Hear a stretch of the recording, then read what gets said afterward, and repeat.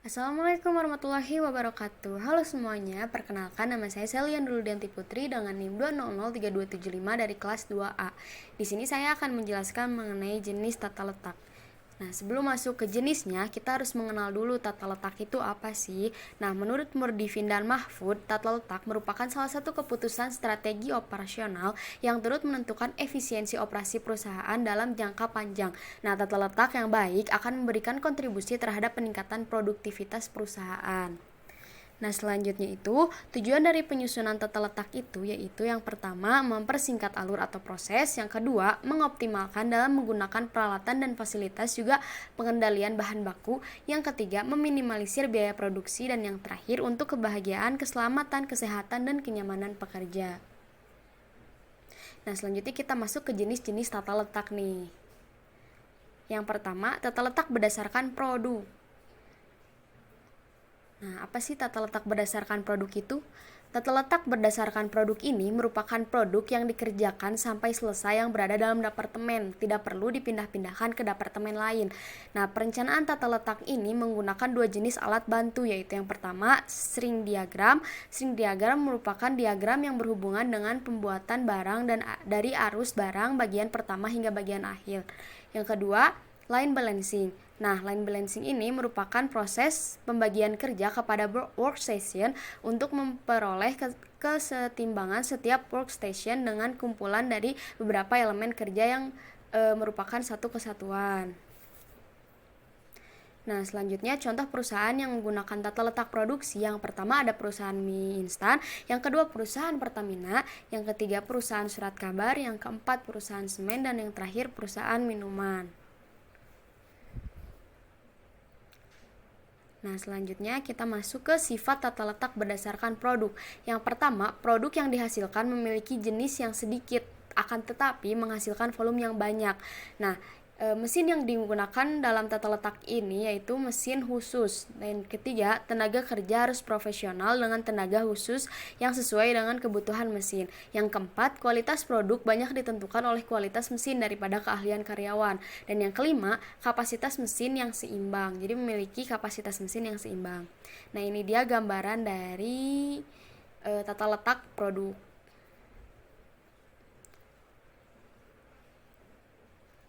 Selanjutnya kita masuk ke tata letak berdasarkan proses.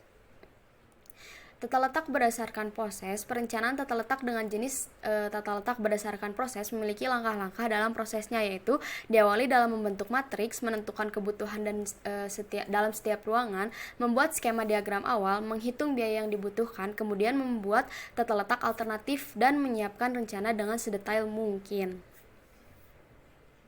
Nah, beberapa hal beberapa hal untuk meminimalkan pekerjaan dalam perencanaan tata letak berdasarkan proses ini. Yang pertama, meminimalkan biaya penanganan material. Yang kedua, meminimalkan jarak lintas pembeli. Yang ketiga, meminimalkan waktu untuk perjalanan para pekerja, dan yang terakhir, memaksimumkan kedekatan dengan departemen yang memiliki hubungan. Selanjutnya, nah, ini tuh sering berada pada industri, bengkel, rumah sakit, perkantoran, serta universitas. Nah, selanjutnya ini adalah gambaran dari tata letak berdasarkan proses. Nah, selanjutnya tata letak posisi tetap.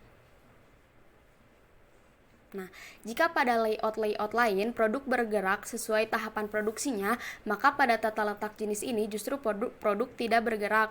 Bahan baku dan alat produksilah yang mendatangi produk tersebut.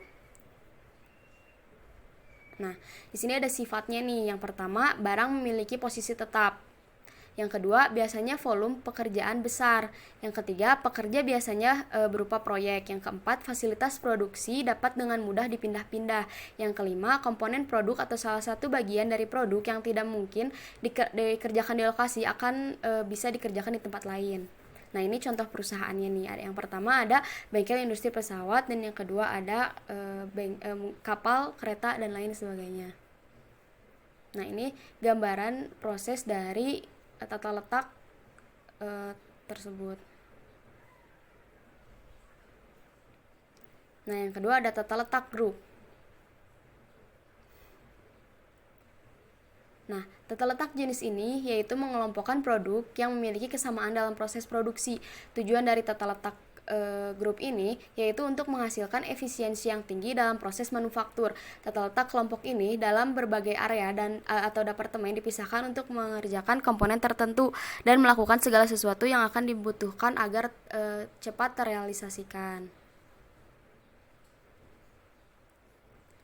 Nah, selanjutnya ini kelebihan menggunakan tata letak grup.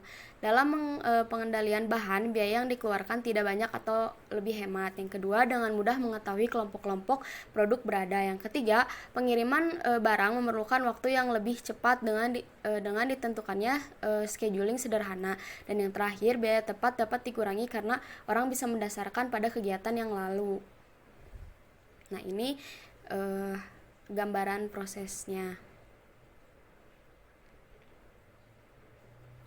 Selanjutnya, kita masuk ke tata letak kantor. Nah, layout kantor dibuat dengan senyaman mungkin dan aman untuk menghasilkan informasi yang baik dengan menyusun para pekerja, peralatan, dan ruang kantornya yang dengan baik. Tata letak kantor ini biasanya disesuaikan dengan bidang usahanya. Untuk industri perbankan pasti berbeda tata letak kantornya dengan industri di bidang kuliner. Nah, ini contoh dari tata letak kantor. Selanjutnya, tata letak kombinasi. Penyusunan pabrik tipe ini adalah berdasarkan pada penggabungan dari proses tata letak, yaitu penyusunan tata letak pabrik menurut pengerjaan komponen benda kerja di mana mesin-mesin atau peralatan-peralatan disusun berdasarkan urutan pengerjaannya. Nah, ini adalah contoh dari tata letak tersebut. Terima kasih.